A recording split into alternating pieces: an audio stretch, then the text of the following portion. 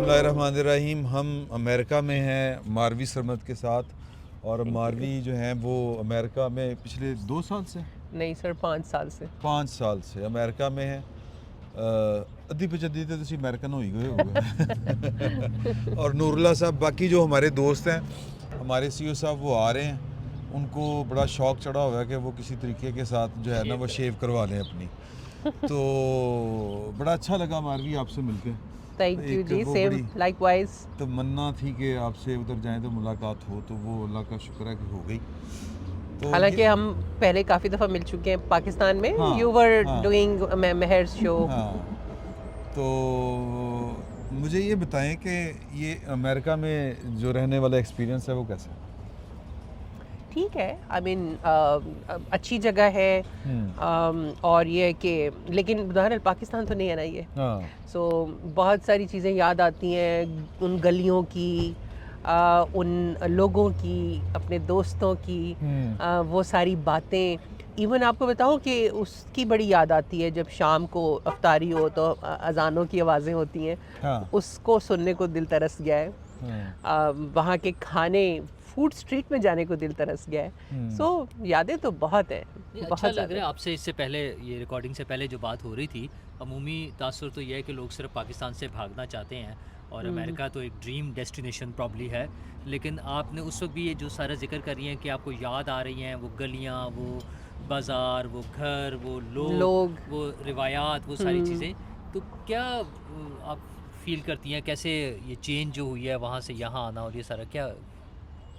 ये जो चेंज वहाँ से यहाँ आने का की वजह, वजह एक्चुअली वहाँ से यहाँ पे आने का तो असल में हमारा कोई ऐसा फ़ैसला तो नहीं था कि हम यहाँ आ जाएंगे। यहाँ पे तो मैं एक फ़ेलोशिप के लिए आई थी। और 6 महीने के बाद, 6 महीने की फ़ेलोशिप थी, मुझे वापस जाना था। और मेरी वापसी की टिकट भी हो गई थी, सब कुछ था। लेकिन बीच में फिर कुछ हालात ऐसे डेवलप हो गए कि उसी आने से, मतलब वापसी की मेरी जो फ़्लाइट थी उससे कुछ मेरे ख्याल है 1 या 2 हफ्ते पहले की बात है, वो सारा प्रोग्राम जो हुआ खलीलुर रहमान कमर का, और उसके बाद बल्कि उसके बाद तो खैर यानी मैं वापस फिर भी आना चाहती थी, क्योंकि ऐसी बात तो नहीं है, हेट रेट तो आपको मिलती है, वो वहाँ भी मिलती थी। वो तो कोई ऐसी बात नहीं है कि आप उसकी वजह से जो है वापस जाने का फ़ैसला तर्क कर दें। मगर जब ये ब्लास्फेमी का एलिगेशन लगा ना, उसके बाद ज़रा थोड़ा मेरा जो है वो हुआ कि और वो मतलब बिल्कुल ही फ़जूल था वो इल्ज़ाम। और उसके ऊपर एक साहब है वहाँ पे, पता नहीं कास ज़का या क्या नाम है उनका, उन्होंने जो है वो एक पूरी इसको कैंपेन बना लिया, लोगों से अपीलें करना। उनकी काफ़ी फॉलोइंग भी थी उस ज़माने में, अब का मुझे मालूम नहीं।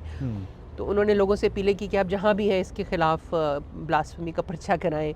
तो बड़े पर्चे हो गए ओवरनाइट, जो है वो पूरे मुल्क में जो है ना 100 से ऊपर पर्चे हो गए FIR उसके मेरे ख़िलाफ़ के जी, ब्लास्फेमी के अंडर। वो एक ऐसा था कि फिर मेरे अम्मी अब्बू उस वक्त ज़िंदा थे और उन्होंने मुझे कहा कि आप अब्बू की डेथ हो गई थी, अम्मी थी, तो अम्मी ने मुझे कहा कि आप फ़िलहाल जो है ना आओ, तो आप हम नज़र रखेंगे। तो जैसे ही तो अम्मी जो है वो शी वाज़ वेरी बहुत डरी हुई थी कि यहाँ पर तो हालांकि मेरी जो ब्लास्फेमी का पर्चा था वो ये होली प्रॉफिट के उसके ऊपर नहीं था, वो जीसस क्राइस्ट के अगेंस्ट था कि जी मैंने उनके खिलाफ कोई वो की। उसको हमारी बहुत सी क्रिश्चियन कम्युनिटी के जो मेंबर्स हैं पाकिस्तान में, जिनके साथ मेरी बहुत अच्छी दोस्ती है, जो जानते हैं कि मैं किसी भी रिलीजन के बारे में ऐसी कोई बात नहीं कर सकती, कोई भी रिलीजन हो। हालांकि मैं आपको बताती रहती हूँ कि मैं कोई बहुत ज़्यादा नॉट अ प्रैक्टिसिंग वन, लेकिन इसके बावजूद I understand how important it is for people. और आप लोगों के जज्बात को नहीं कर सकते, आपके सवालात जो होते हैं वो होते हैं, लेकिन you can not insult religion in front of people. So I don't do that. But वो भी बहुत ज़्यादा मेरे से वो हो गए, तो फिर मैंने उस वक्त टेम्परेरी फैसला लिया कि मैं वापस जो है अभी नहीं जाती, मौखर कर दिया वापस जाना। सही। बट बीच में फिर ये हुआ कि फिर कोई मुकदमात का पता चला मुझे। इमरान खान की गवर्नमेंट तो नहीं थी उस वक्त जब मुझे पता चला कि कोई इन्वेस्टिगेशंस हो रही हैं और काउंटर टेररिज्म एक्ट के अंडर, और मतलब एक चीज़ें वो कहते हैं ना स्नो बॉल इफेक्ट, कि वो बढ़ती गई। देन आई सेड कि just let it slow down, फिर अच्छा, चले जाएंगे वापस। ये 2 बातें। एक कहा जाता है कि जी कि कुछ लोगों का ख्याल है कि जो पाकिस्तान जो जितने इनकलाबी हैं जो ह्यूमन राइट्स की बात करते हैं, आइन और कानून की बात करते हैं, वो बिल आखिर जो है वो बाहर पनाह ले लेते हैं जाके। अच्छा, दूसरा इसके ऊपर मौक़िफ़ ये है जो कुछ आज़ादमंश लोगों का, वो कहते हैं कि जी कि इन जैसे लोगों को पाकिस्तान से बाहर धकेल दिया जाता है और हालात इस तरह के पैदा कर दिए जाते हैं कि उनको फिर वो बाहर जाना पड़ जाता है। तो आपको कौन सी बात इनमें से ठीक लगती है? मुझे दूसरी वाली बात ज़्यादा इसलिए ठीक लगती है क्योंकि देखिए ना, हमने किसके कैसे कैसे लोगों को धकेला बाहर, और हम ऐसे लोग हैं, ऐसे लोग भी होंगे कि जो मौके का फ़ायदा उठा के असाइलम अप्लाई कर दी या दूसरी जगहों पे रह गए। लेकिन ये भी मैं आपकी गलतफहमी थोड़ी सी दूर करूं, life is not bed of roses here. जो है आपको आपके घर के हर फर्द को पागलों की तरह काम करना पड़ता है in order to make you both ends meet. Pakistan में ये नहीं है। पाकिस्तान से यहाँ पे ज़्यादा पाकिस्तान लाइफ की ज़्यादा निस्बत टफ है। बहुत ज़्यादा वो है, टफ लाइफ है। ये ज़रूर है कि ऐसी जगह हमारी पहुंच में, मैं यहाँ पे बैठी हुई हूँ आपके साथ, पाकिस्तान में अब मेरा ख्याल है कि हमारी कुव्वत ख़रीद इतनी नहीं रही कि मेरे जैसे लोगों की कि वो इस तरह से रेस्टोरेंट्स में जाके और बैठे और करें। तो वो कुव्वत ख़रीद के हिसाब से आप समझ सकते हैं कि एक आम एवरेज वर्किंग क्लास बंदा जो यहाँ पे है वो शायद कुछ उसको सहूलतें ज़्यादा हों जो पाकिस्तान, लोड शेडिंग नहीं होती फॉर एग्जांपल, यू नो। तो इस तरह की चीज़ें, दीगर ज़िंदगी की सहूलियात तो हैं। लेकिन ये है कि ये लाइफ जो है ना, और आपको यहाँ पे स्क्रैच से शुरू करना पड़ता है। पाकिस्तान में मैं कहीं भी बैठी होती थी, किसी भी, आप सोचे ना कि लोग आ जाते थे, जी हम आपको जानते हैं, आपको टीवी पे देखा हुआ है, हर जगह पे आपकी रिस्पेक्ट होती है, हर जगह पे लोग आपको जान रहे होते हैं। यहाँ पे तो आप कुछ भी नहीं, यू नोबडी है, you are second class, really you are second class citizen. कोई किसी का ड्रीम नहीं, ये नहीं होना चाहिए कि वो किसी दूसरे मुल्क में जाके बस जाए। मुझे तो आज आप करें, मैं 2 सेकंड ना लगाऊं, मैं वापस चली जाऊं। अब ये अलबत्ता अगर हालात जो है वो साजगार हों। अलबत्ता ये ज़रूर है, मैं जैसे मैं आपको कल कह रही थी कि मेरी थोड़ी सी जज्बाती रीज़न्स हैं। मेरे दोनों वालिदैन जो हैं एक ही साल में मुझे छोड़ के चले गए। मेरे दोनों पेरेंट्स इन लॉ उसी साल में, चारों के चारों मेरे दोनों घर खाली हो गए। सो मेरी एक थोड़ी सी जज्बाती है, मैं उस ट्रॉमे से अभी तक वो नहीं अपने आप को वो कर पा रही हूँ कि मैं वहाँ जाऊँगी, उन्हीं 2 घरों में जाऊँगी और वो सुने होंगे। तो ये मेरी जज्बाती वजह है कि मेरा कोई, वो कल आप कह भी रही थी कि जिस तरह तुम इधर अमेरिका की लाइफ के ऊपर या वो ट्रैवल बनाते हो तो कभी उधर से भी बनाओ, लाहौर की याद आती है आपको। बिल्कुल। तो वो सुन के बड़ा दिल को हाथ भी पड़ा था। तो अच्छा, ये बताएं कि यहाँ पे जो शहरी आज़ादियाँ जो 5 साल पहले थी, ट्रंप के आने के बाद कोई फ़र्क पड़ा? बहुत फ़र्क पड़ा है। ट्रंप के आने से पहले बहुत फ़र्क था। अच्छा। ये मिथ है जो लोगों को जो ख्याल है कि डेमोक्रेट्स को बहुत बेहतर थे। अच्छा। जो ये बाइडन की हुकूमत के दौरान ही हुआ था ना, यहाँ पे हम सब लोगों के ऊपर क्रैकडाउन हुआ था। हम लोग तो मास्क पहन के जाते थे। अब आपका प्रोग्राम चलेगा तो मेरे ऊपर भी, हम लोग मास्क पहन के जाते थे, ये जो मुजाहिरे गज़ा के लिए होते थे, ताकि हमें पहचाना ना जाए। अच्छा। और बच्चे जो हैं हमारे, और मैं आपको एक बात बताऊँ, ये जो अमीर पाकिस्तानी है, आप गज़ा के हक में बोलती थी? Of course. तो इधर यहाँ पे बड़े मैसिव प्रोटेस्ट हुए हैं। डीसी में लाखों लोग शामिल थे, 1.5-2 लाख लोग शामिल थे डीसी में जो हुआ था। सही। बड़े बड़े प्रोटेस्ट हुए थे और हम लोगों ने तो अभी तक ये स्टारबक्स वगैरह सबका बायकॉट किया हुआ है। अभी तक चल रहा है बायकॉट, हम लोग नहीं जाते स्टारबक्स पे। हाँ, स्टारबक्स एक है उनमें से, बहुत सारे ऐसे ब्रांड्स हैं जिनसे हम सामान खरीदना बंद कर दिया। अच्छा, ये तो वो पाकिस्तान में होते हैं इस तरह के लोगों के जज्बात और ख्यालात।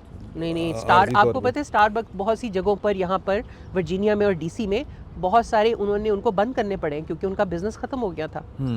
और अब यहाँ पर भी ये जो सामने आपके स्टारबक्स है, अब देखिए मैं यहाँ पे बैठी हूँ, बड़ा आसान था, मैं आपको कहती वहाँ बैठ जाते हैं, लेकिन और वो सस्ता भी है अच्छा। लेकिन हम लोगों ने बाइकआउट किया हुआ है। ये वाली आज़ादियाँ, शख्सी आज़ादियाँ जो हैं, ये उस वक्त आपको पता है यूनिवर्सिटी के अंदर, मैंने इसके ऊपर प्रोग्राम भी किया था अपने चैनल के लिए, बिल्कुल ज़ीरो के ऊपर थी। पुलिस का क्या काम है कि वो तालीमी इदारों में घुसी थी, लोगों को पकड़ धकड़ के लेके गए थे, मिसिंग पर्सन हो गए थे। खैर वो पता भी चल गया, 2-3 दिन के अंदर वो वापस आ गए, लेकिन वो बच्चे जो उस वक्त गिरफ्तार हुए थे वो आज तक मुकदमे भुगत रहे हैं। अच्छा, ये वो जो हम बाहर बैठ के सुनते हैं कि जी अमेरिका को असल में जो गवर्न कर रही है वो वाले सरमायादार हैं जो बेसिकली ख़ास मज़हब के हैं, यहूदी उनको कहते हैं, ये बात आपको दुरुस्त लगती है यहाँ पर रह के? इतना आसान, इतनी सीधी बात नहीं है, लेकिन ये बात ज़रूर समझ लें कि जिसको इसराइली लॉबी कहा जाता है, जो ज़ायनिस्ट है, मैं ज़ायनिस्ट हैं। हर यहूदी को, बाय द वे मेरे बहुत सारे दोस्त हैं यहूदी जो मेरे साथ स्टारबक के बॉयकॉट में शामिल है। कैन यू बिलीव दैट हमारे साथ बहुत से यहूदी थे, एक्चुअली उनको यहूदियों को गद्दार कहा जाता है। सही। वो जो हमारे साथ है ना, जूइश वॉइसेस फॉर पीस उसका नाम है ऑर्गेनाइजेशन का, ठीक। उसमें यहूदी बच्चे थे जो हमारे साथ शामिल थे, लीड ले रहे थे वो उसमें। वो यहूदी हो के गज़ा में जो कुछ हो रहा है इसके ख़िलाफ़ कर रहे हैं, एहतजाज कर रहे हैं। तो मेरा यहूदियों के ख़िलाफ़ कोई ख़ास वो नहीं है जो पाकिस्तान में आपको नज़र आता है ना, बड़ा एंटी सेमिटिज़म नज़र आता है। हर यहूदी आपको लगता है कि वो साजिशी है, ऐसी बात साजिशी, नहीं हाँ। है। बहुत से अच्छे लोग हैं, बहुत से लिबरल वॉइसेस हैं जो ट्रम्प के ख़िलाफ़ है, उन्होंने ट्रम्प के ख़िलाफ़ वोट दिया है, अच्छा, बाय द लेकिन अब वे। एक तो ये ऐसा इशू था गज़ा के हवाले से जिस पे हमने देखा। अब तो जो सामने नज़र आ रही है सूरत हाल कि अगर आप टेस्ला के खिलाफ बात करेंगे, गाड़ी के खिलाफ, तो वो भी शायद उस पर भी पाबंदी है, उस पर भी एक्शन हो रहा है। हो रहा है, लेकिन लोग करते हैं बात। टीवी पे MSNBC पे रेचल मैडो हर रोज़ बैठ के कर रही होती हैं, जो ओडोनल हैं वो कर रहे होते हैं, जो ये खैर की एंकर्स हैं ये। यहाँ की मेहर बुखारी है जो रेचल मैडोज़ हैं, बड़ी उनकी फॉलोइंग है। मैं ऐसे ही मैंने मेहर बुखारी कह दी, और बहुत सी हाँ। पाकिस्तान की आसमा शिराजी कह लें, क्योंकि मेहर उस तरह से नहीं खिलाफ बोलती रही हैं, हमारी मेरी दोस्त है, लेकिन जो है रेचल मैडो बहुत बहुत वोकल है, और बहुत सारे लोग बहुत वोकल हैं इस ट्रम्प एडमिनिस्ट्रेशन के खिलाफ, लेकिन वो अफोर्ड कर सकते हैं। एक तो वो सिटीज़न है, दूसरा वो एक ऐसी सिटीज़न है जिस पे हाथ डालना आसान नहीं है। आम सिटीज़न जो है या मेरे जैसा नॉन सिटीज़न जो है, हम लोग नहीं बात कर सकते। अब तो ऐसे दौड़ लगी हुई है डिपोर्ट करने की। अभी ये जो उसको उन्होंने जो फ़लस्तीनी निजात स्टूडेंट था जो इसको उन्होंने वो गिरफ़्तार कर लिया, आज तक उसका नहीं पता बेचारे का नाम, मैं उसका भूल रही हूँ, आपको मिल जाएगा नाम उसका। वो उसको गिरफ़्तार किया क्योंकि वो मुज़ाहरे में शामिल था। उसको गिरफ़्तार, पहले उसको जो है वो उन्होंने पहले छोड़ दिया, फिर गिरफ़्तार, अब 2 हफ़्ते पहले उसको गिरफ़्तार किया, और अब तक उसका पता नहीं है कि वो कहाँ पर है। So he is effectively a missing person. उसके बाद, और वो यहाँ का वो है जो ग्रीन कार्ड होल्डर नहीं, परमानेंट सिटीज़न, वो है परमानेंट रेजिडेंट, वो है। अब उसको डिपोर्ट तो कर नहीं सकते, लेकिन अब सुनने में ये आ रहा है ट्रम्प एडमिनिस्ट्रेशन के जो लोग हैं वो ये बता रहे हैं कि उसको हम डिपोर्ट कर सकते हैं। ग्रीन कार्ड वालों को भी कर सकते हैं, के खिलाफ भी कार्रवाई हाँ, हो रही है, शायद so, प्रॉब्ली वो उनके कैंसिल भी करने की बात हो रही है, कैंसिल करने की बात हो रही है। एक इंडियन को भेज दिया है। हाँ, आपको मैं ये इंपॉर्टेंट बात बताने लगी थी, आपके नाजरीन के लिए सुनना बहुत ज़रूरी है। यहाँ पे जो अमीर कबीर पाकिस्तानी है, जो रिचर्ड ग्रेनल को कभी आसमान पे चढ़ाते हैं और कांग्रेसमैन को रेजोल्यूशंस पास करवाते हैं पाकिस्तान की मिलिट्री इस्टेब्लिशमेंट के ख़िलाफ़ या जो कुछ भी है, उनको हमने कभी इन गज़ा के लिए प्रोटेस्ट में नहीं देखा। They have never been there. Okay.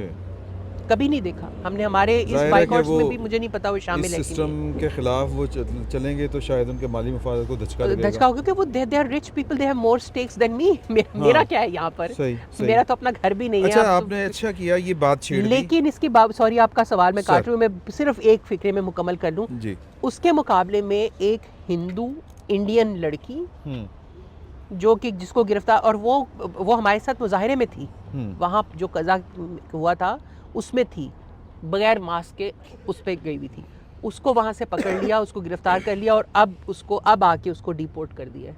तो बट शी डिडंट, वो उसने वॉलंटरीली, स्मार्ट लड़की थी ना, उसने कहा कि मैं वॉलंटरीली खुद ही चली जाती हूँ, आप मुझे, क्योंकि डिपोर्ट एक दफ़ा करेगा तो फिर उसको वापस नहीं आ सकती। वो PhD की स्टूडेंट थी बेचारी, और उसको कर दिया। और उसके साथ ये क्या हुआ कि इंडिया के अंदर जो हिंदुत्व वाले हैं वो उसको कबूल करने से इनकारी हैं। वो कहते हैं कि तुम गज़ा के लिए खड़ी हुई थी, हम क्यों तुम जाओ वहाँ पर। तो she had to go to Canada, वो कनाडा में गई है बेचारी। ओके।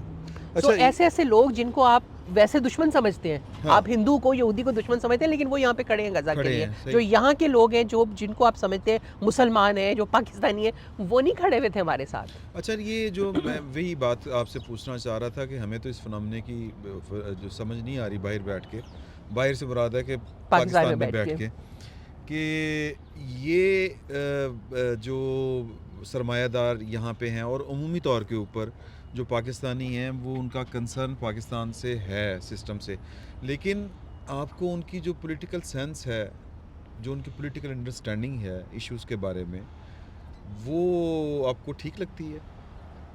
जाहिर है उनकी अपनी अंडरस्टैंडिंग है, उनको अपनी अंडरस्टैंडिंग ठीक लगती होगी, मेरी उससे मुख्तलिफ है, मैं कहूँगी नहीं ठीक लगती। यू नो, ये तो हर एक का एक subjective, politics is a very subjective thing. लेकिन मैं एक बात और ये समझती हूँ कि जो वो है ना, क्योंकि जो द रिच इमिग्रेंट्स, उनके मफादात जो हमारे साथ नहीं, हम जो गरीब लोग हैं हमारे साथ नहीं, वो हमारे खिलाफ हैं। आपको पता है जो यहाँ के रिच इमिग्रेंट्स हैं जो या तो डेमोक्रेट्स के साथ हैं या फिर ट्रम्प के साथ हैं, वो सब के सब हम लोगों के खिलाफ हो गए थे, इनको नहीं आना चाहिए।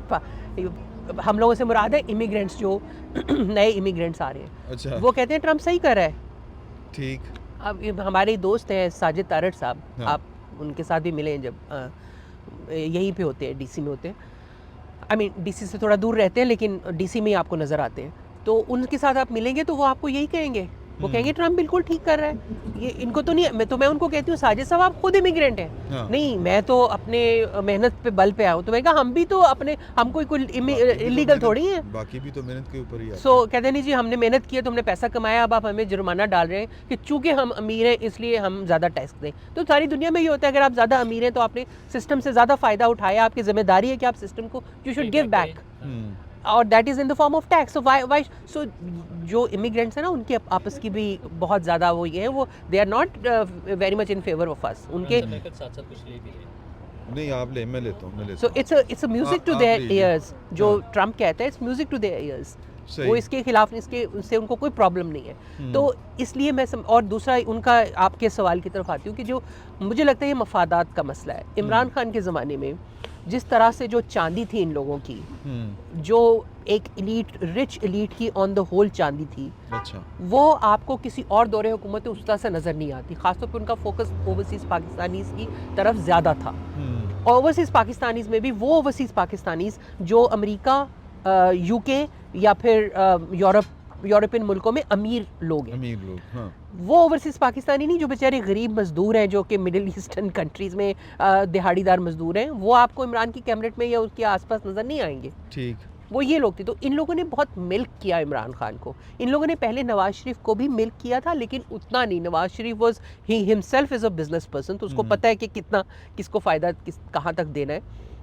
इमरान खान ने इनको एक अंधा किस्म का दिया था। इमरान खान के मफाद और उनके मफाद जो है ना उसमें टकराव नहीं है, बहुत ज़्यादा हम आंगी है, तो उसकी वजह से सही आई थिंक ये। अच्छा, ये अब पाकिस्तान के जो हालात हैं, मैं दो फौरी तौर पे मेरे जहन में जो इशू आ रहे हैं वो हैं, एक BLA वाला इशू और दूसरा पीका वाला इशू।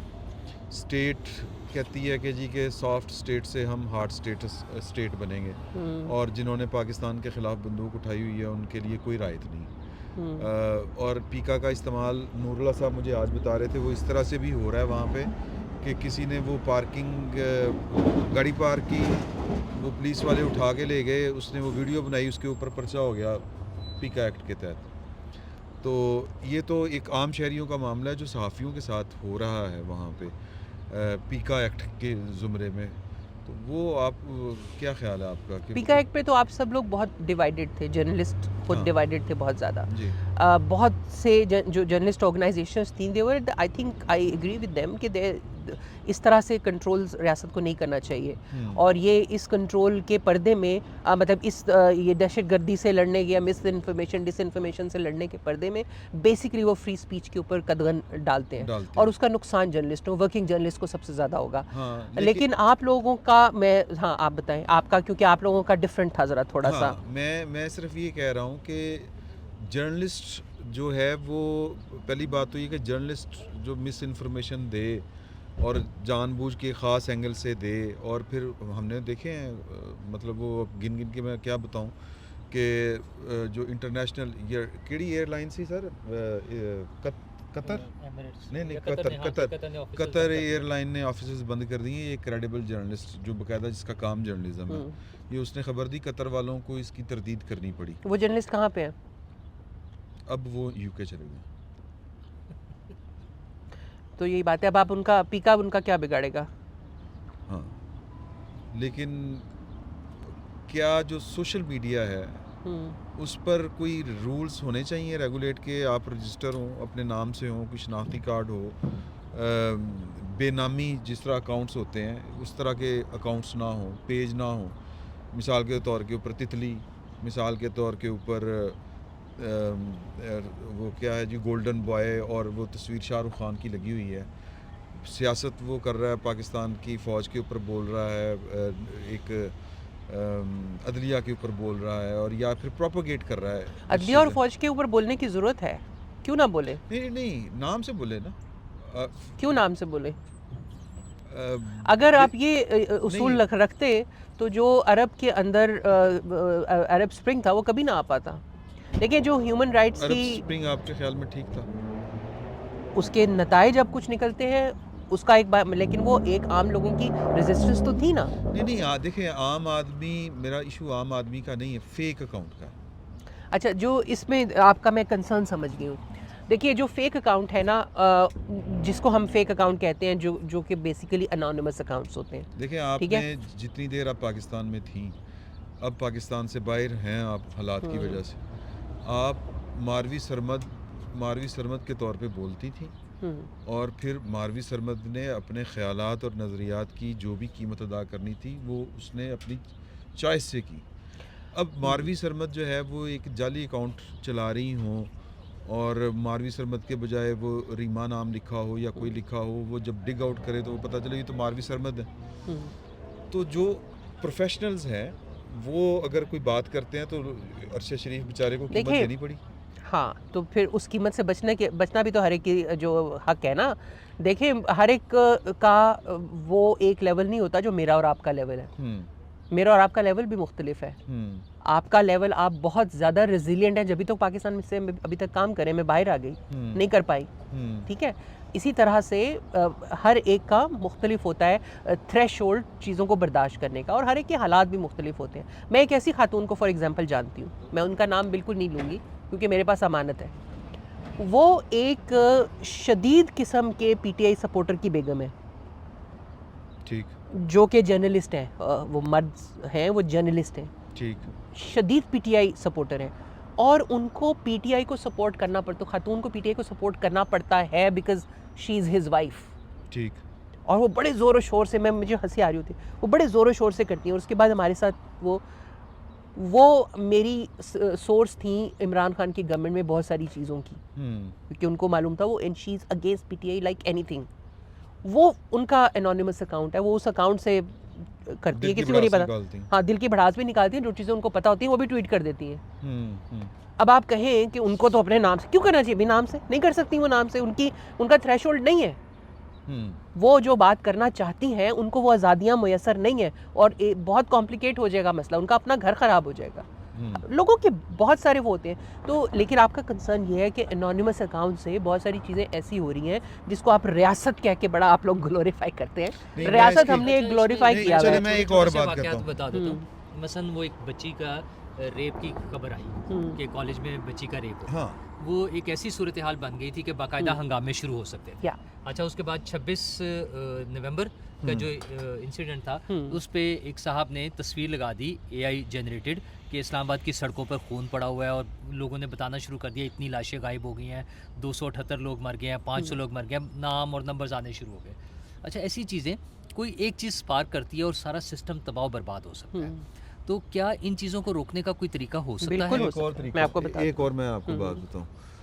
ये इसी तरह का एक फेक अकाउंट, वहाँ से मेरे ख़िलाफ़ कोई फतवा आ जाए, आपके ख़िलाफ़ कोई फतवा आ जाए, और वो चीज़, वो तो बाद में इन्वेस्टिगेशन होगी ना कि ये जो क्लिप कितना डॉक्टर्ड था, वो एआई जनरेटेड था या नहीं था।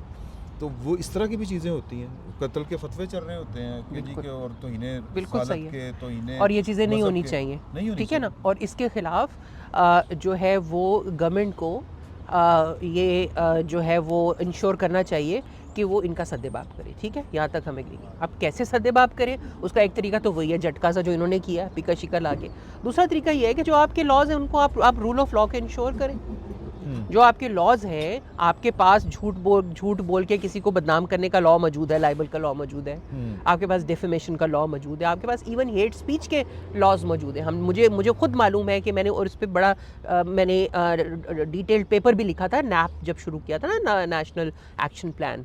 तो उसके बाद जब 1 साल पूरा हो गया था तो हम लोगों ने एक पूरा ये जो इनका इदारा है, आमिर राना का इदारा ने, इन्होंने एक बड़ा जर्नल पूरा छापा था, बड़ा मोटा डाइजेस्ट, छापा जिसमें एक एक जो नैप का पॉइंट था, मैंने हेट स्पीच के ऊपर उसके ऊपर पेपर लिखा, डिटेल पेपर लिखा। बड़े अच्छे कवानीन पाकिस्तान के अंदर मौजूद हैं, ऑलरेडी हैं, उसका सहारा ले।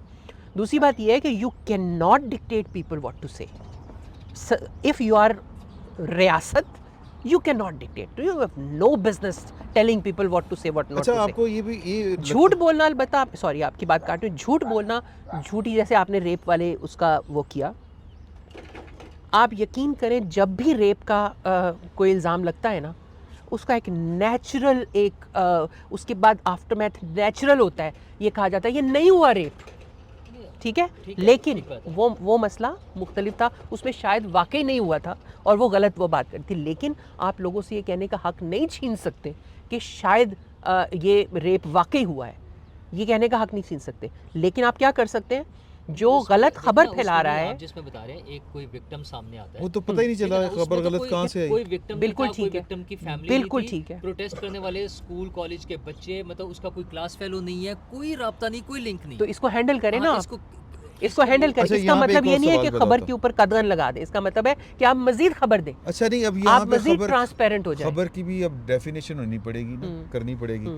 कि जब हम और आप बाकायदा प्रैक्टिकल सहाफ़त पाकिस्तान में करते थे, रिपोर्टिंग में यूँ कह लें जब करते थे, तो हमें एक चीफ रिपोर्टर होता था, एक एडिटर रिपोर्टिंग होता था, उसके ऊपर एक CNE होता था, उसके ऊपर एक एडिटर होता था। हाँ। वो इतनी जगह से खबर वेट हो रही होती थी, वो छोटे छोटे पॉइंट्स निकाले जाते थे, भाई ये पता करो, ये पता करो। कॉफ़ी है और कुछ नहीं है, हाँ वैसे बता रही हूँ।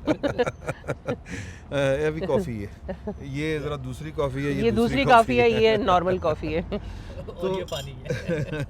अच्छा, ये बताएं कि आपको लगता नहीं है कि शायद जो आपकी जो इंफॉर्मेशन टेक्नोलॉजी है या IT जिसको वही कहेंगे, ये जो एक नई इरा आई है, इसके तकाजे कुछ और हैं और रियासतें इसको कम्पीट नहीं कर पा रही हैं अभी तक, ये भी कोई जो रियासतें कुछ कम्पीट करने वाली हैं उन्होंने किया भी है। ये जो AI का बहुत ज़्यादा इस्तेमाल हुआ अभी रिसेंटली इंडिया के जो इलेक्शंस थे उसमें बहुत इस्तेमाल हुआ। जो अभी बांग्लादेश में जो रेवोल्यूशन आया, अगस्त रेवोल्यूशन, उसके बाद इतना ज़्यादा गलत इस्तेमाल हुआ AI का कि जिसमें आगे लगी हुई दिखाएं कि जी हिंदू टेम्पल्स को आगे लगी हुई है, पूरी इंडिया में आ गया तूफान, आ गया कि हिंदूस को चुन चुन के मारे। और ऐसा नहीं था कि नहीं हो रहा था, वो हिंदुओं पे बांग्लादेश में जुल्म हो रहा था, लेकिन उसको बहुत ज़्यादा एक इस तरह एग्जैजरेट किया जा रहा था और वो AI के इस्तेमाल से किया जा रहा था। जैसे आपने फरमाया कि वो जो खून बहता हुआ दिखाया 26 नवंबर के बाद, जो एक AI के, लेकिन हुकूमतों को चाहिए कि वो दुनिया भर में ये एक मसला है कि हुकूमतें जो हैं इसके ऊपर सर जोड़कर बैठी हुई हैं कि इसको किस तरीके से वो किया जाए। हमारा मसला ये है कि हमारी हुकूमत जो है, अच्छा यहाँ पर जब आप हुकूमत कहते हैं ना अमेरिका के अंदर, उससे मुराद होती है जिसको आप लोग रियासत कहते हैं पाकिस्तान में। सो इसलिए मैं वही टर्मिनोलॉजी इस्तेमाल करी हूँ। गवर्नमेंट जो है उसकी ज़िम्मेदारी है कि वो अपनी रिस्पॉन्सिबिलिटीज़ पूरी करें, और वो रिस्पॉन्सिबिलिटी, हमारे यहाँ मसला ये है कि वो जो गवर्नमेंट है वो सिर्फ यही जानती है कि किस तरीके से आपने कदगन लगानी है, राइट, वो उसके अलावा और कोई तरीका जानती नहीं है। और ना ही उनकी कोई कमिटमेंट है कि किसी तरीके से ये भी मुमकिन हो सकता है कि ये सब चीज़ें भी लागू हो जाएं मगर लोगों के राइट्स भी मुतासिर ना हो। इसके ऊपर ये सोच ही नहीं है ना। और इसीलिए जो सहाफ़ती तंजीमें हैं उनकी बात ही नहीं सुनी गई। जिस तरीके से वो किया गया, उनसे जब वो गए, एक तो सहाफ़ती तंजीमों के ऊपर भी मैं कहती हूँ आफरीन है कि उन्होंने बहुत ही इमेच्योर, कोई उनका, मैं अगर वहाँ पर होती, मैं वहाँ पर होती तो मैं जाने से पहले लाजमी एक रिटन पूरा वर्क करके जाती कि आपकी इस शिक के ऊपर हमारा ये एतराज़ है और उसके आगे हमारी सजेशन ये है कि आपका ऑब्जेक्टिव है ना कि आपने इसको करना है बंद, लेकिन आपकी ये चीज़ गलत इस वजह से है और हम ये सजेस्ट ये कर, ये आपका होमवर्क ही नहीं था आपके जर्नलिस्टों का, तो जाहिर है कि उन्होंने यही करना था। मगर अच्छा, मैंने खुद देखा यहाँ पर कि जब हुकूमती नुमाइंदे बुला रहे थे सहाफ़ती तंजीमों को, तो उन्होंने वहाँ जाकर बात करने के बजाय, जहाँ टेबल पर बैठकर बात करते, चाहे वो इत्माम हुज्जत ही सही, कम से कम बात तो करते, लेकिन उसके लिए डेफिनेटली उन्हें फिर वर्किंग करके जाने की ज़रूरत थी। हाँ। कि वो क्वेश्चन होता कि आपको किस चीज़ पर एतराज़ है, तो उन्हें पता होना चाहिए था। तो उनकी कोई वर्किंग नहीं थी और ना उन्होंने बैठकर बात करने की कोशिश की। उन्हें सिर्फ किया जी नहीं हमें मंजूर नहीं है और बाहर खड़े होकर एहतजाज करें। हाँ। सहाफ़ती तंजीमों का हमारे हाल कोई नहीं है, बिल्कुल। और ग्रुप हैं और ज़ाती मफादात वाला चक्कर है ज़ाती मफादात वाला चक्कर, और पेनिट्रेशन भी सहाब की बहुत है हर सहाफ़ती जगह, हर तंजीमों जगह, में। हाँ, हर जगह पे हर जगह। वकीलों की ऑर्गेनाइजेशन हर में, इवन जगह। मैं आपको बताऊं जिसको नॉन प्रॉफिट सेक्टर, जिसको एनजीओज कहा जाता है, उसके अंदर बहुत ज़्यादा है। हाँ, ऐसे ही। और ऐसी पोलराइजेशन जो है वो इवन ट्रेड यूनियंस के अंदर हो गई है। हम्म। ट्रेड यूनियन के अंदर पोलराइजेशन इतनी हो गई अच्छा, है। एक अभी जब हम ये रिकॉर्डिंग से पहले आपस में वैसे ही गपशप कर रहे थे, आपने बताया कि जाफ़र एक्सप्रेस वाले दिन 3 दिन आपके यहाँ बड़ा घर हमारे में, यहाँ तो हम लोगों ने खाना नहीं पकाया। हाँ। अच्छा, ये बात अगर कोई सुने ना, मारवी सरमद के घर 3 दिन खाना नहीं बना जाफ़र एक्सप्रेस की वजह से, आम लोगों का जो तासुर है वो तो ये होगा कि मारवी ने तो शायद पार्टी शार्टी की हो। My goodness, why would, oh my ये गॉड, व्हाई इस- वुड, नहीं, ये why would someone say that यार? किसी के मरने अमूमी पे, तासुर। किसी की मुसीबत के ऊपर एक ह्यूमन राइट्स एक्टिविस्ट क्यों जश्न मनाएगा? क्योंकि जो क्या बात है यार? तासुर उफ। जिस तरह के बने हुए ना, मैं वो बता रहा हूँ आपको। I तो know, ये- I know. I'm not. हाँ। I mean, my anger is directed towards those people who think like हाँ। that, यार. तो क्या बलूचिस्तान बात का जो इशू है, यानी जो ह्यूमन राइट एक्टिविस्ट हैं, वो फिर वो जो पाकिस्तान में जमहूरियत का ख्वाब देखते हैं, या जिनकी ख्वाहिश है कि आइन के ऊपर अमल हो, लोगों की बात सुनी जाए, जो लोगों का हक़ हाकमियत है वो उनको मिले, बड़ा लंबा सफ़र है, उसमें भी कोई शक नहीं। उनको समझ नहीं आ रही कि हो क्या रहा है। एक तरफ बंदूक उठाई हुई है, और जब आप इस तरह का, यानी एक इस तरह का कोई आप वाक़या करते हैं, एक्शन करते हैं कि आप जिसमें आम लोग हों, सिविल पर्सन्स, मतलब आम लोग ही कहेंगे इनको, कि वो ट्रेन के ऊपर कर लिया, हाईजैक कर लिया, तो वो आपको नहीं लगता कि वो इस तरह की जो तंजीम है वो थोड़ी सी ज़्यादती अपने साथ भी कर गई है? अपने साथ करे, ज्यादती करे भाई, लोगों, आम लोगों के साथ तो ना करे ना। अपने साथ जो मर्जी करना करे, दफा हो। अपने साथ जो करते हैं उससे, उसकी हमें क्यों फिक्र हो? लेकिन हमें तो फिक्र है आम लोगों की, जिनका कोई ये उनकी लड़ाई तो नहीं है। जो बेचारे गरीब लोग उस ट्रेन में सवार थे, वो कहते हैं कि कोई 100-150 फौजी भी थे, लेकिन वो भी जा रहे थे यार अपने घरों में, बच्चों के साथ जा रहे थे। बच्चों के साथ जा रहे थे। तो एक सॉफ्ट टारगेट ही थे ना एक तरह से। तो लेकिन जो है, जो ये तंजीम है BLA या जो कि मजीद ब्रिगेड या जो कुछ भी है, इनका तो कोई क्लेम नहीं है पीसफुल रेजिस्टेंस के ऊपर। They don't claim to be peaceful. वो तो है, वो तो करते ही टेररिस्ट एक्टिविटीज़ करते हैं। तो उनसे क्यों हमें कोई हमदर्दी हो, यानी उनसे हमें क्यों तवक्को है कि वो कहेंगे कि हाँ नहीं जी पीस होना चाहिए? क्यों? हमें तो अपनी तवक्को अपनी स्टेट से, जिसको आप स्टेट कह रहे हैं, हमें तो उससे है ना। क्योंकि टैक्स तो मैं यहाँ पर 5 साल से हूँ, मगर मैं टैक्स रिटर्न्स आज तक फिर कर रही हूँ, फाइल कर रही हूँ। हम पाकिस्तान के लॉ को जो है, क्योंकि सिटीज़न तो मैं एक ही मुल्क की हूँ, मैंने किसी और मुल्क की सिटीज़न नहीं हूँ। पासपोर्ट मेरा ग्रीन है, वही पासपोर्ट है, तो मुझे उसी मुल्क के लॉज का पास करना है। और उस मुल्क का लॉ कहता है कि मुझे हर साल टैक्स फाइल करने। हम अभी तक कर रहे हैं, मैं और मेरे हस्बैंड अभी तक। हालांकि हमारे बैंक अकाउंट्स उन्होंने फ्रीज किए, we don't have any access to our bank accounts Pakistan के जो है, लेकिन हम कर रहे हैं। अच्छा, ये कब से हुआ? कोई 3-4 साल हो गए। और वजह कोई मालूम हुई? कोई वजह हमें कुछ नहीं है, हमें तो बैंक भी जवाब नहीं देता। तो खैर बहरहाल, बिसाइड्स पर्सनलाइज नहीं करना चाहिए इन चीज़ों को।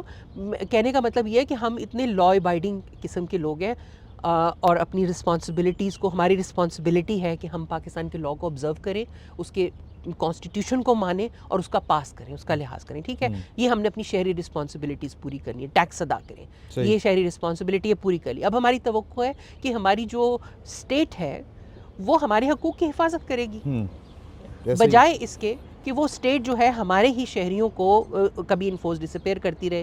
भाई अगर आपको, ये कोई नहीं कह रहा कि वो सब मासूम है, हो सकता है वो टेररिस्ट हो, भाई हो सकता है ना। उनका एक लॉफुल प्रोसेस आपके अपने कॉन्स्टिट्यूशन ने दिया हुआ है। एक लॉफुल प्रोसेस को क्यों नहीं फॉलो किया जाता? वैसे क्यों नहीं किया जाता? ये तो उनसे पूछिए। मेरा ख्याल है कि इसलिए नहीं किया जाता कि उनको ये लगता है कि एक तो ये है कि उनके पास इनफ एविडेंस नहीं होता। ठीक। क्योंकि आपको किसी को पकड़ के गिरफ्तार करने के लिए भी कुछ थोड़ा बेसिक एविडेंस तो उनके पास इनफ एविडेंस नहीं होता, वो उठा लेते हैं। उसके बाद फिर उनको एक ही तरीका हमारे लोगों को पता है, चाहे वो पुलिस हो चाहे वो ये लोग हों जो उठाते हैं, इनको इन्वेस्टिगेशन के तरीके मालूम नहीं है, इनको एक ही तरीका पता है। कैपेबिलिटी का इशू है।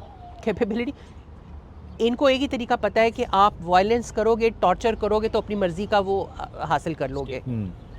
और उसकी वजह से टॉर्चर अंडर कस्टडी होता है, लोग मरते हैं, उसके बाद आप लाशों से पीछा छुड़ाते हैं और आप अफोर्ड नहीं कर सकते कि रूल ऑफ लॉ हो।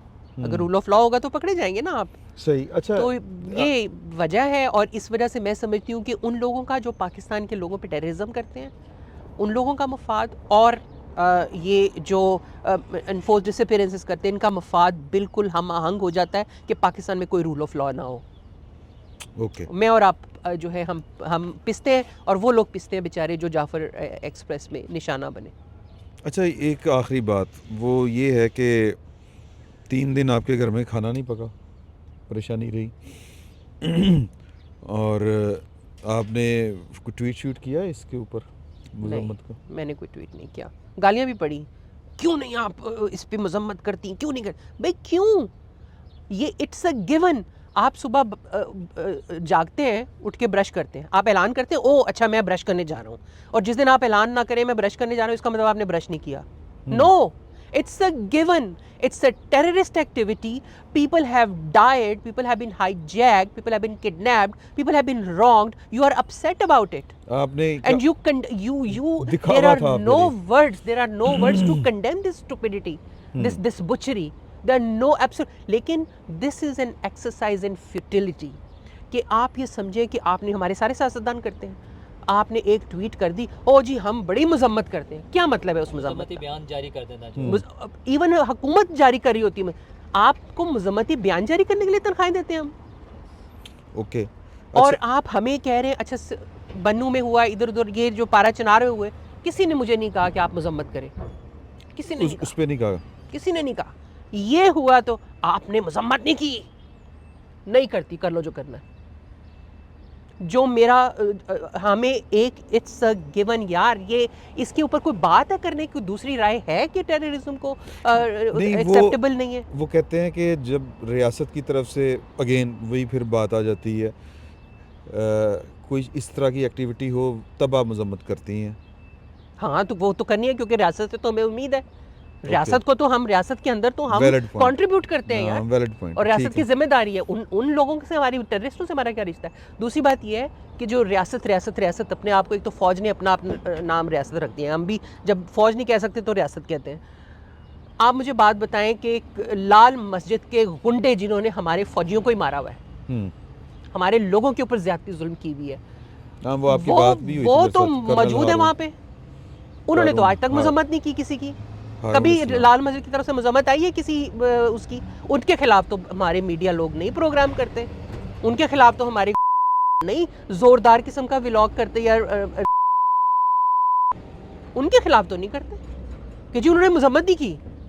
कितने टेररिस्ट इवेंट्स हुए हैं, किसी एक की मजम्मत लाल मस्जिद ने की हो? नहीं, वो तो हमायत करते हैं।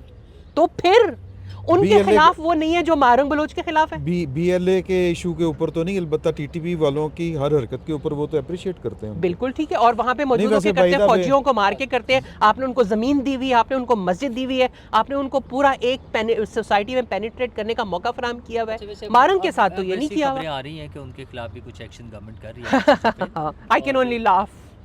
I appreciate your innocence and I enjoy it. अच्छा, नहीं वैसे बाय द वे मैं थोड़ी सी वजाहत करना चाहूँगा कि हो सकता है कि उस तरह से, क्योंकि जब मैं प्रोग्राम वगैरह किया करता था ना, तो तब भी और अब भी कोई इस तरह का वाकया हो, मैं टीटीपी की ना कभी फेवर की है। आप में से अल्लाह का शुक्र है कि आप में से कोई टीटीपी की फेवर किसी ने कभी नहीं की। मैं सिर्फ उस पर कमेंट कर रही हूँ कि अब जो उभर के हमारे जज्बात आ रहे हैं ना मारंग बलोच के खिलाफ, हाँ, उसके ऊपर मैं कमेंट कर रही हूँ कि वो सिर्फ इन ये जो 3-4 नाम मैंने लिए इनके नहीं है। आप एक रेड लगी, हर सब मीडिया पर्सन लगे हुए हैं, हर एंकर लगा हुआ है, लेकिन ये वाला एक ट्रेंड मुझे एक कभी लाल मस्जिद के मौलवी जो कातिल मौलवी है और उसकी बीवी है, जिन्होंने हमारे फौजियों को मारा, एसएसजी का वो सोने जैसा जवान था हमारा कर्नल, जिसको हारून मार दिया, इस्लाम। जिसको फौज भी भूल गई, सब भूल गए। 10 एसएसजी के जवान उसमें मरे थे उसमें। उसके बाद वो वहीं पे मौजूद है, आपके कैपिटल के हार्ट में मौजूद है, और वहाँ पे खड़ा होकर वो कहता है मैं करूँगा, कर लो जो करना है। आप उसका कुछ नहीं बिगाड़ सकते। उसको तो कोई कहता ही नहीं है किसने, उसने आपने खुद ही माना है कि वो तो अप्रिशिएट करता है, वो तो कभी नहीं मजम्मत करता। उससे उसके ऊपर कोई प्रेशर नहीं है कि आप मजम्मत करो। अच्छा, हमारे पे प्रेशर है। बीएलए और टीटीपी तो अपनी जगह ये बड़े इश्यूज हैं। पॉलिटिकल सीन में पाकिस्तान में आप क्या देखती हैं कि पीटीआई ख़ास तौर पे जिस पोजीशन पर है कि उनका क्लेम ये है कि वो सबसे बड़ी जमात है हिमायत के हवाले से, और उनके साथ बड़ा जुल्म हो रहा है। क्या ये वाकई जुल्म हो रहा है या प्रोपेगेंडा के ज़रिए वो इसको इस्तेमाल कर रहे हैं? और जिस तरह से इमरान खान साहब को चहीते के तौर पे रखा गया, इवन अदालतों ने भी जैसे उनके साथ डील किया, उस सारे के बावजूद आपको लगता है कि वो मजलूम हैं और बड़ा उनके साथ मसाइल हैं, और ये ठीक हो जाएंगी चीज़ें मुस्तकबिल में, उनके लिए ठीक हो जाएंगी चीज़ें? मुस्तकबिल उनके लिए बिल्कुल ठीक होंगी, क्यों नहीं। उन्होंने अपने हर एसेट को इस तरह से कम्प्लीटली एलिमिनेट नहीं किया। नवाज शरीफ आप 4 साल 5 साल पहले कह सकते थे कि वो वापस पहुंच जाएंगे और उनकी पार्टी गवर्नमेंट में होगी, नहीं कह सकते थे, मगर वो है गवर्नमेंट में बैठी हुई, जैसी तैसी भी है। उसके they have just pulled out the teeth out of PMLN. वो जो दांत थे ना, वो जो दिखा रही थी पीएमएलएन, उन्होंने उसको निकाल के उनको कहा गवर्नमेंट करो, हुकूमत करो, बस बाकी सब छोड़ो। तो इसी तरीके से इमरान खान भी वापस आ जाएंगे। लेकिन इमरान खान और नवाज शरीफ और जरदारी साहब, इनमें फ़र्क है थोड़ा सा।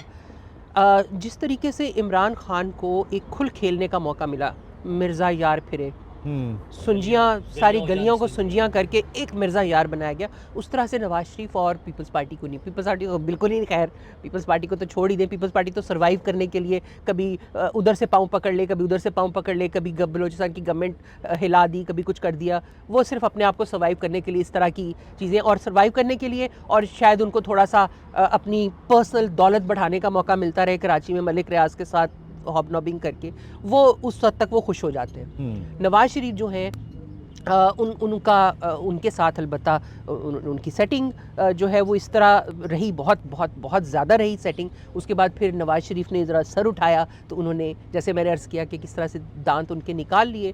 Nawaz Sharif is okay with that. I mean आप लोगों से मुराद, not both of you, but आप लोगों से मुराद पाकिस्तान के जो मीडिया में हमारे तबके के लोग हैं, वो उनका अब ख्याल है कि शायद नवाज शरीफ बहुत कोई उदास परेशान है, और is okay, his daughter is the chief minister and उनकी एक लेगेसी जो है वो चलती रहेगी, इज़ ओके, उनको क्या प्रॉब्लम है, कोई प्रॉब्लम नहीं है। तो ये एक चलता है। मगर जो है ना इमरान खान, अब इसमें उन्होंने, जो मैं बात करी थी कि नवाज शरीफ और को कभी उन्होंने मिर्ज़ा यार नहीं बनने दिया था।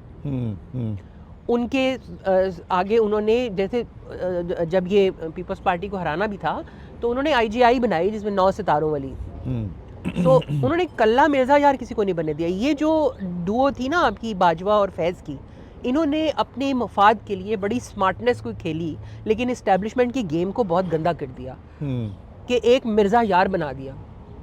अब वो मिर्ज़ा यार बन चुका है और उसके हाथ में ये तोता भी है डिजिटल वर्ल्ड का, और वो ये जानता भी है, वो बाकी आपकी तमाम पार्टियां put together and Imran Khan अकेला together, he is comparable with Trump and Modis. जो पर्सनैलिटीज़ की बात नहीं करी, जो उनकी फोर्स है ना, मोदी की जो फोर्स है डिजिटल फोर्स, और ट्रम्प की डिजिटल फोर्स जिसकी बेस पे ये जीता है, और मोदी उधर अपनी सोशल मीडिया और उसकी गेम की वजह से उसने अपनी एक धाक करी हुई है। Imran Khan is comparable to them, और मे भी उनसे बेहतर ही हो, उनसे भी बेहतर हो, क्योंकि उन्होंने बहुत तरीके से एक अपनी ताकत को बनाई है। अब ज़्यादती तो उनके साथ हो रही है। आप कौन कहेगा कि आपने एक पार्टी का यार निशानी ले लिया, ठीक है, उन्होंने वो नहीं किया, अपने कॉन्स्टिट्यूशन को मान के अपने वो नहीं किए, इंतखाबात नहीं किए, but there were 1001 ways in which you could have dealt with that position, that situation, but you chose to push a party to corner because the military wanted you to. और उसको हमने वो भी सीन देखे हुए हैं कि जिसमें लोगों से छीने गए कागजात नामजदगी, छीने गए, उसके बाद बहुत से लोगों ने ड्रामा भी किया, वो भी है, वो भी नज़र आ जाता है, पता चल जाता है। एक आधे 2-4 बंदों से सबसे ज़्यादा कैंडिडेट पीटीआई के मौजूद थे, इलेक्शन हाँ, मौजूद थे। वो पार्टी के टिकट के बगैर, चाहे टिकट के पार्टी नाम बगैर, हाँ। लेकिन सबसे ज़्यादा थे। तो उनकी और स्ट्रैटेजी और थी ना। जीतने वालों में भी बड़ा अच्छा नंबर उनके पास ऑलरेडी मौजूद है। तो उसके बावजूद ये जो अभी शोर है, मेरा क्वेश्चन ये था कि आपको लगता है कि फ्यूचर में फिर दोबारा चीज़ें सेटल हो जाएंगी? मुझे तो लगता है कि सेटल हो जाएंगी, लेकिन इस वक्त ये कहना बिल्कुल मुनासिब गलत होगा, मैं समझती हूँ, अगर आप कहें कि पीपल्स पीटीआई को पुश वॉल्स पे पुश नहीं किया जा रहा या उनके खिलाफ ज्यादती नहीं हो रही, बिल्कुल हो रही है, वो सारा कुछ है, लेकिन इन्होंने इसका जो स्केल है ना वो मल्टीप्लाइड बाय 100 करके दुनिया को दिखाया है। उसकी वजह यह है कि इनके पास ताकत है, वो ताकत जो बाकी पॉलिटिकल पार्टीज के पास नहीं है, और जो even establishment did not think of कि जी ये जो मिर्जा यार बना रहे हैं वो इस तरह इस्तेमाल करें। तो ये smart, he smart, he smarter than any of the forces in Pakistan. इसमें उसकी क्या गलती है? सही सही। तो मेरा ख्याल है कि नेक्स्ट अब जब दोबारा आएंगे तो फिर ज़रा मेरा ख्याल है कि अगली दफ़ा कुछ ज़्यादा लोगों को लेके आएंगे। हाँ बिल्कुल, एब्सोल्युटली। तो आपका बड़ा शुक्रिया आपकी। No thank you. मेरी तो ख्वाहिश है कि ऐसी बैठक हो जिसमें आप सब लोग बैठे हुए हों, हाँ। और हम जैसे कुछ 4-5 दारे वतन जो हैं वो अपनी अपनी मुल्कों से आपको ज्वाइन करें हाँ, ऑनलाइन, और खुली जूमिंग टाइप चीज़। हाँ चलें, करते हैं ये भी इंशाल्लाह। तो मेरा ख्याल है कि ये हमें नेटवर्क का बड़ा इशू है यहाँ पे, तो ये डाटा ट्रांसफ़र जो है Yeah, I हो know. जाएगा, ज़रा थोड़ा सा टाइम लगेगा। और ये इशू भी यहाँ आकर डीसी में शायद शुरू हुआ है, उससे पहले न्यूयॉर्क में तो आप बहुत खुश थे हाँ, कि यूं डाटा जा रहा यूँ था। डाटा जा रहा है। नहीं, वो मेरा ख्याल है हमारा कोई इशू है, तो इसको कर लेते हैं रिजॉल्व, तो ये कल तक हमारी गुफ्तगू पहुंच जाएगी लोगों तक इंशाल्लाह। एब्सोल्युटली, आपका थैंक यू बहुत वेरी मच। शुक्रिया। और आपके तवज्जो से आपके तमाम देखने वालों को मेरा बहुत बहुत सलाम आदाब, और आप सब लोगों की बहुत याद आती है, बहुत ज़्यादा याद आती है, और आपने बहुत अच्छा किया जो आप यहाँ तशरीफ़ ले आए। Thank you very much. बहुत शुक्रिया, थैंक यू।